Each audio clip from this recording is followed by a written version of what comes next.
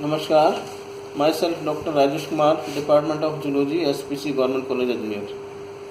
आज हम structure and function of cytoskeleton and its role in motility के विषय में चर्चा करेंगे। The topic structure and function of cytoskeleton and its role in motility may be completed by some points. These are introduction, structure of cytoskeleton, in which microfilaments, intermediate filaments and microtubules, functions of cytoskeleton and role in motility. Now first point, introduction. The cytoskeleton is a network of filaments and tubules that extend throughout a cell through the cytoplasm, which is all of the material which is a cell except for the nucleus. अर्थात cytoskeleton या साइटोपंजर सूक्ष्म नलिकाएं, active filaments और intermediate filaments, मध्यस्थ तंतु व actin filaments का समुच्चय होता है, जो कि न्यूक्लियस के अलावा संपूर्ण कोशिका में फैला हुआ रहता है। It is found in all cells. The cytoskeleton supports the cell, gives its shape, organises and tethers the organelles and has role in molecular transport, cell division and cell signaling। अर्थात साइटोपंजर या साइटोस्केलेटन कोशिका को स्थायित्व प्रदान करते हैं, support प्रदान करते हैं, गिव्स इट्स शेप, संरचना या आकार प्रदान करते हैं, ऑर्गेनाइजेशन, उसका संगठन प्रदान करते हैं, एंड टेथर्स द ऑर्गेनल्स, और विभिन्न प्रकार के ऑर्गेनल्स को एक रस्सी के द्वारा बांधने का कार्य करते हैं। And has role in molecular transport, आणविक परिवहन, कोशिका विभाजन और सेल सिग्नलिंग में यह एक महत्वपूर्ण भूमिका अदा करते हैं। इस प्रकार यूकैरियोटिक एंड प्रोकैरियोटिक सेल्स में साइटोपंजर या साइटोस्केलेटन उपस्थित होता है, जो कोशिका आकार, कोशिका के भीतर व दो कोशिकाओं के मध्य विभिन्न प्रकार के गमन के लिए उत्तरदायी होता है। कोशिका में पाए जाने वाले पंजर के 3 एलिमेंट्स, माइक्रोट्यूबुल्स जिनका डायमीटर 20 to 30 नैनोमीटर होता है, का एक जाल जो कोशिकीय कॉर्टेक्स के एक्सटर्नल या एक्टोप्लाज्म तथा प्लाज्मा कला के नीचे साइटोप्लाज्म में उपस्थित होता है। एक्टिन फिलामेंट से बना हुआ कोशिका जाल, जिसे सूक्ष्म तंतु या माइक्रोफिलामेंट कहते हैं, इनका डायमीटर 5 to 7 नैनोमीटर होता है, तथा 10 to 10 नैनोमीटर डायमीटर वाले इंटरमीडिएट फिलामेंट, क्योंकि माइक्रोट्यूबुल्स और माइक्रोफिलामेंट्स के बीच के होने के कारण इन्हें इंटरमीडिएट फिलामेंट कहते हैं, इन तीनों संरचनाओं से निर्मित होता है। Microtubules, actin filaments and intermediate filaments कोशिका की संरचना तथा कार्य के निर्धारण में महत्वपूर्ण भूमिका निभाते हैं। Now structure of the cytoskeleton. All cells have a cytoskeleton. The cytoskeleton of prokaryotic cells was originally thought not to exist. It was not discovered until the early 1990s. अर्थात प्रोकैरियोटिक कोशिकाओं में साइटोस्केलेटन की खोज 1990 तक नहीं की गई थी। अतः The eukaryotic cytoskeleton consists of 3 types of filaments.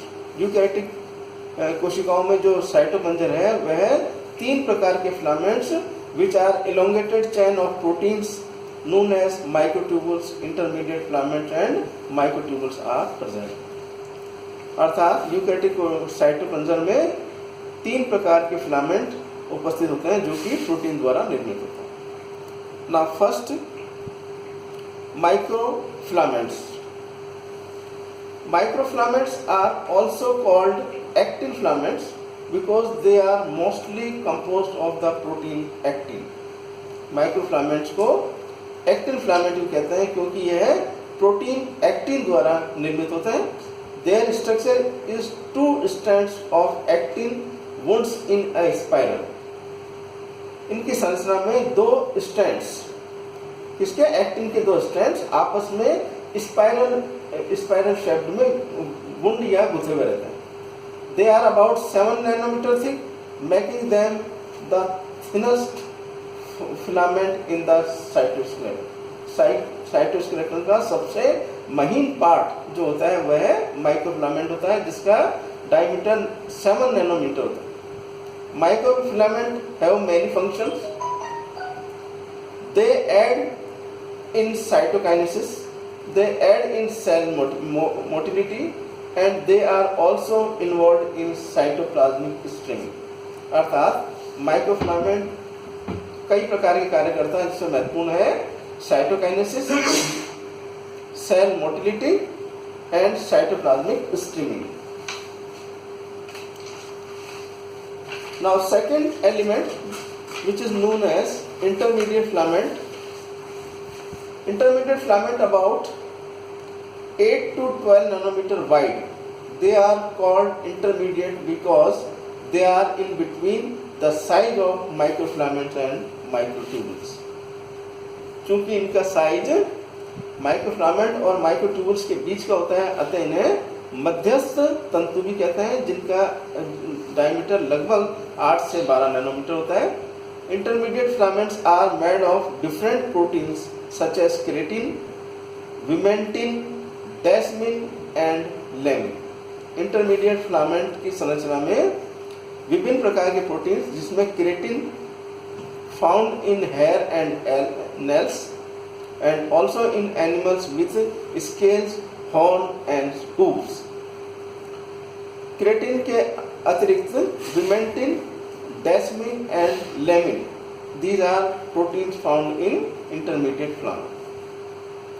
The intermediate filament in the cytoplasm maintain the cell shape, bear tension and provide structural support to the cell. Intermediate filament के कार्य क्या है? Cytoplasmic maintain the cell shape, कोशिका के आकार को बनाए रखना, and provides structural support to the cell. Now third type of element which is known as microtubules. Microtubules are the largest of the cytoskeleton fibers at about 23 nanometer. Microtubules cytoskeleton या साइटोपंजर के सबसे लंबे फाइबर होते हैं जो कि लगभग 23 nanometre wide होते हैं. They are hollow tubes made of alpha and beta tubule. ये खोखली नलिकाकार संरचनाएं हैं जो कि अल्फा और बीटा ट्यूबुलिन द्वारा निर्मित होती हैं. Microfilaments form structures like flagella and cilia which are appendages that increase a cell surface area and in some cases allow the cell to move. Microtubules जिनके फ्लैजिला या सीलिया ये दोनों का निर्माण करते हैं. ये कोशिका के अपेंडेजेस होते हैं जो कि सेल सरफेस में वृद्धि करते हैं और कोशिका के मूवमेंट में सहायक होते हैं.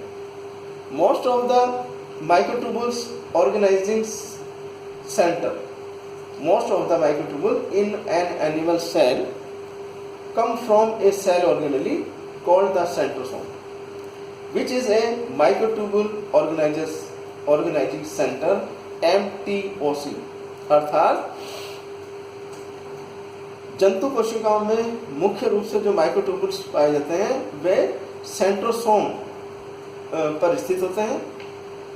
Centrosome is a microtubule organizing center. Centrosome को माइक्रोट्यूबुल ऑर्गेनाइजिंग सेंटर के नाम से भी जाना जाता है.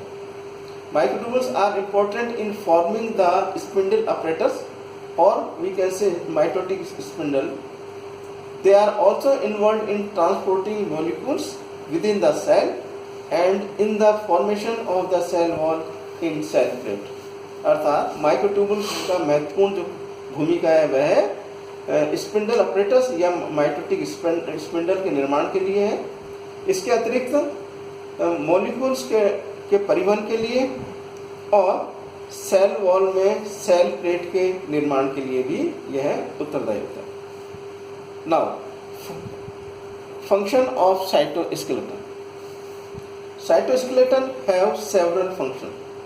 First, it gives the cell shape. साइटोपंजर विभिन्न प्रकार के कार्य करते हैं जिसमें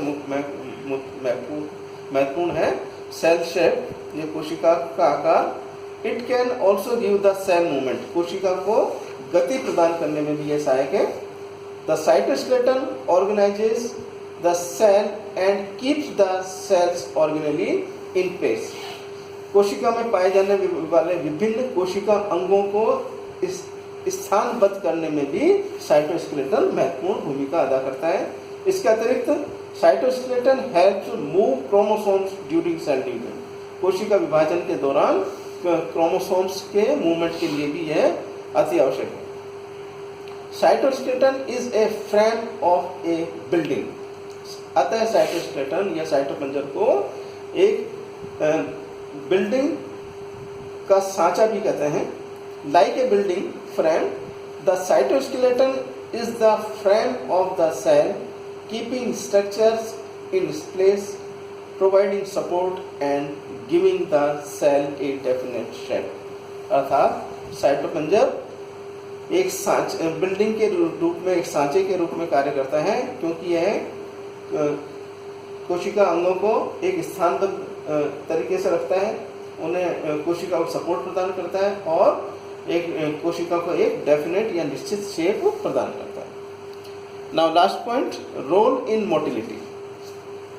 the cytoskeleton a cytoplasmic system of fibres is critical to cell motility. अर्थात साइटोपंजर जो कि साइटोप्लाज्मिक सिस्टम्स का फाइबर है, सेल मोटिलिटी या कोशिका गमन के लिए एक क्रांतिकारी भूमिका अदा करता है। Cytoskeleton plays a structural role by supporting the cell membrane and by forming tracks along with organelles and other elements move in the cytoplasm. अर्थात साइटोपंजर संरचनात्मक भूमिका सेल मेम्ब्रेन को सपोर्ट प्रदान के लिए संरचनात्मक भूमिका अदा करता है। बाय फॉर्मिंग ट्रैक्स, और एक ट्रैक्स का निर्माण करने के लिए जिसमें विभिन्न प्रकार के कोशिका अंग स्थित रहते हैं and other elements move in the cytosol, और विभिन्न प्रकार के जो एलिमेंट्स हैं वह साइटोसोल में मूवमेंट करते हैं। Cell motility is one of the crowning achievement of evolution. अर्थात कोशिका गमन विकास के दौरान एक क्राउनिंग अचीवमेंट है। इस प्रकार साइटोप्लाज्म का जो महत्वपूर्ण कार्य है वह है cell motility. Cytoskeleton undergoes constant rearrangement which can produce movement. अर्थात साइटोस्केलेटन एक निश्चित प्रकार का रीअरेंजमेंट कोशिका के अंदर पाया जाता है, जिसके द्वारा विच कैन प्रोड्यूस मूवमेंट, जिसके द्वारा गमन सहायक होता है। धन्यवाद।